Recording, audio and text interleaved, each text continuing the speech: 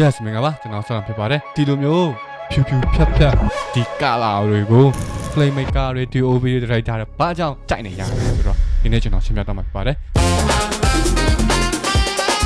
Aslog ဆိုတာပါလေအလင်းအမှောင် Dynamics အရန်ကောင်းတဲ့ Picture Profile တစ်ခုပေါ့နော်အဲ့ဒီအရာအကြောင်းကျွန်တော်တို့တွေတော်တော်များများကကျွန်တော် Aslog နဲ့ရိုက်ကြတယ်ဘာကြောင့် Standard နဲ့မှရိုက်လဲဆိုတော့ပေါ့နော် Aslog ဆိုတာ raw နဲ့မဟုတ်ပေါ့နော် raw ကအကျန်းတယ် raw နဲ့ Aslog နဲ့ကလူတွေကတခါလေးနည်းနည်းမှားတတ်တယ် raw နဲ့ Aslog နဲ့မတူဘူးပေါ့နော် raw ဆိုတာ raw တက် raw နဲ့ရရင်တော်တော်ဈေးကြီးပေးရတာပေါ့နော်ကျွန်တော်တို့ကင်မရာနဲ့ဈေးကြီးတယ်ပြီးတော့ကျွန်တော်တို့ accept လုပ်ရတယ်တော်တော်များများဈေးကြီးတယ်အဲကြောင့်မလို့ဒီ Aslog နဲ့ရရင်အများကြီးပို့ပြီးဈေးတက်တာဟိုမှာကျွန်တော်တို့လိုမျိုး Playmaker ကတမားဆိုရင်Aslog နဲ့ရိုက်လို့ရတယ်ဗျ music video တို့ဒီ commercial တွေဆိုတော်တော်များများအခုဆို S3 နဲ့ commercial တွေမှာကျွန်တော်ရိုက်ပူတာပေါ့နော်ကျွန်တော်တို့ဒီ Aslog နဲ့ standard ပါကွာလဲဆိုတော့ Aslog ဘာနဲ့တူလဲကျွန်တော်တို့ဆေးရောင်မချေရတဲ့ပကြီကားနဲ့တူတယ်ဗျဒီ standard ကဆေးရောင်ချေပြီးသားပကြီကားနဲ့တူတယ်အဲဒါမလို့ကျွန်တော်ဆေးရောင်မချေရတဲ့ပကြီကားတစ်ချက်ကိုကျွန်တော်ကိုပိုင်း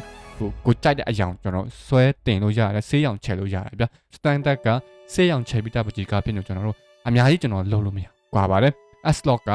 Dynamics ကောင်းတဲ့ Picture Profile တစ်ခုပါဒီအဖြူရောင်ဖြော့ကြီးကိုကျွန်တော်တို့ဘာကြောင့်သုံးနေရတာလဲသုံးရမယ်လေဒီလား Color Theory တွားရောပြီးတော့ကျွန်တော်တို့ Post Production တွား Color Grading လုပ်တော့ရောကျွန်တော်တို့အရန်အဆင်ပြေပြီအခုကျွန်တော်ရဲ့ footage ကိုကြည့်လုံးဝဒါကကျွန်တော် Aslog 2နဲ့ A73 Aslog 2နဲ့ရိုက်တာကျွန်တော် Color Grading လုပ်တာလုံးဝ smooth ဖြစ်တယ် Aslog နဲ့ရရင်ကျွန်တော်တို့လိုချင်တဲ့ move and tone တွေရတယ်ပြီးတော့ကျွန်တော်လိုချင်တဲ့ cinematic look လား commercial look လားဘာ look လဲညာ look လဲ move and tone နဲ့ရုပ်ရှင်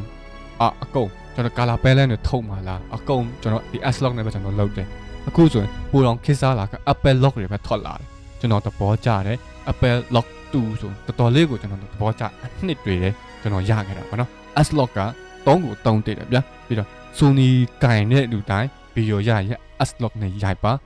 ဒီ Aslog ကြောင့် color grading မသိရင်ကျွန်တော် YouTube channel မှာ WG နဲ့ basic color grading အစားအသောင်းကျွန်တော် course တစ်ခုအနေနဲ့ကျွန်တော်တင်ထားတာရှိပါတယ်လုံးဝ free ပါ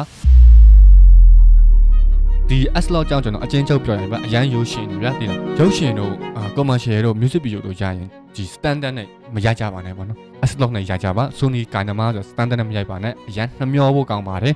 Aslog နဲ့ရကြပါသူ Aslog မှာ color grading အရန်ခက်တဲ့ပါညာဆိုရင်လည်းကျွန်တော်ရဲ့ YouTube channel မှာ color grading လာလေ့လာလို့ရပါတယ် free ပါကျွန်တော်တင်ထားတာ free ပါလာလေ့လာလို့ရပါတယ် Aslog နဲ့ရပြီပါ